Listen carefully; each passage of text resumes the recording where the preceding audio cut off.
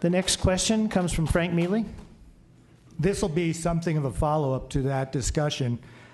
Representative Daines, the Founding Fathers wrote the Constitution in large measure to limit the power of the federal government. Yet, as we've heard, federal bureaucracies and spending relentlessly proliferate, regardless of the party in power in Washington. Do you think federal government is out of control, or do you intend to support expanding federal spending and programs, as other Republicans have done? What serious measures can Congress pursue to halt or reverse this trend short of a government shutdown? And how do you get the people on your side when it comes to not raising the debt ceiling? Washington, D.C. is out of control. Spending is out of control. And it's very important, if we're going to grow jobs in our state and grow jobs in our country, we're going to have to limit the size of government. So we need more jobs and we need less government. One of the first bills I introduced to the floor of the House when I was newly elected was called the Balanced Budget Accountability Act. And I spent 28 years in the private sector. And when in the private sector, you get paid for results. And what this bill says is simply this: if we don't balance the budget, Congress should not get paid. And I think we need to hold Congress accountable to results. I also support an amendment to the Constitution for a balanced budget. And I think the American people should know, and Montana should know, the United States Senate did not pass a budget for 5 years up until a year ago when we said, if you don't pass a budget, you're not going to get paid. It was called the No Budget, No Pay law. And finally, the Senate produced a budget for the first time since the iPad had been invented. The House passed a budget this year. The Senate is refusing to pass a budget this year. The first step in terms of achieving a balanced budget is to first pass one and then pass one that balances. Could I remind the audience to hold your applause, please? Mr. Roots, your question? With regard to Mr. Daines' claim that he's for balancing the budget. Listen, I'm for balancing the budget. And by the way, I would be for a balanced budget amendment. It has to take into consideration the problem of central banking and the Federal Reserve Bank, because they can just churn out money to balance the budget. The key is to get spending down. Now, Mr. Daines developed a record in Congress. He was only there for 2 years. And I ask any of you in the audience, count up the votes that he cast. I count up that he added hundreds of billions of dollars in additional spending that he placed on our shoulders. And now he comes and says he's for balancing the budget. Well, he didn't do that in the 2 years that he was there. He didn't spend in accordance to a balanced budget. So I think that, that's the real problem. You can say you're for a balanced budget, but both of these gentlemen spent more than the government brought in. So they didn't balance the budget when they had the chance to cast votes. By the way, you talked about a shutdown.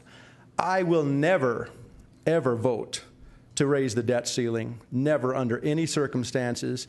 And if it comes to some kind of a crucial point where the administration is threatening horrible things, shutting down the government, understand, shut it down.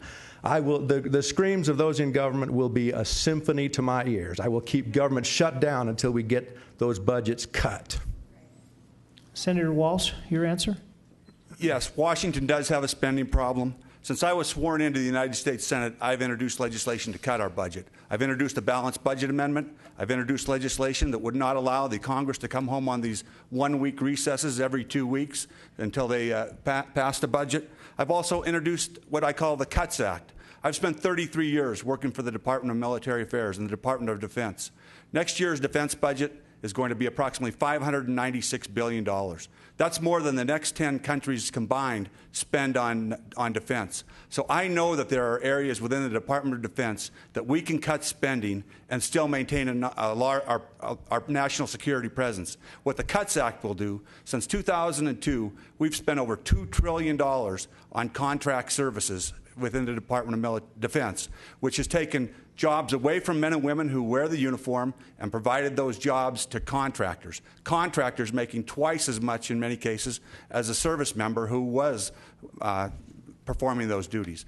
Congressman Daines talks about, again, cutting the budget, but he shut down the government.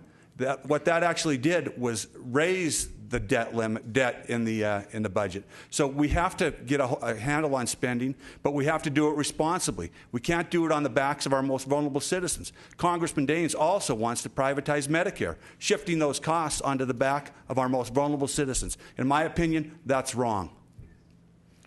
Congressman Daines, your response? When they asked Admiral Mullen was one of the greatest threats to our national security, served on the Joint Chiefs of Staff. He said the national debt. We face a national debt now of nearly $18 trillion. We simply must start to limit the size of government. If we want to grow jobs, we want to have more jobs as the economy, it's going to mean we're going to have less government. And that's why it's so important that we've got to put measures in place, balanced budget amendment to the Constitution, as well as pass my bill that says if Congress refuses to balance the budget, then they shouldn't get paid. But it starts with the United States Senate. They need to even pass a budget. The Senate does not even have the courage to come forward and pass a budget this year. They punted on it. Mr. Roots, your response? In terms of Mr. Daines' again, his hawkishness in claiming to be interested in balancing the budget, all you have to look at is what these people do when they're actually casting a vote. We used to have a congressman named Rayburg. 10 years we sent him to Washington. He would promise to cut government. He would promise to cut government. He would do the same things as Mr. Daines did in just 2 years. For 10 years, he would come back to Montana in his cowboy boots and say he was for limited government. Then he'd go back to Washington and vote to grow government. Mr. Daines voted for an $800 billion farm bill. That's just one example of the things that he voted for, right on our shoulders. And any of you who think the farm bill is for farmers, I'd love to have a conversation with you. It's for farmers in other countries. They pay farmers not to grow crops in other countries to support our different farm lobbies here. But there is no fiscal restraint from these two government supremacist parties. They just constantly vote to grow government and spend, spend, spend. Thank you. Senator Walsh. You know, it is going to take courage to do what we have to do in Washington, D.C., to cut our spending, to get us back on the right track. And Congressman Daines, again, has proven that he doesn't have the courage to do what's right.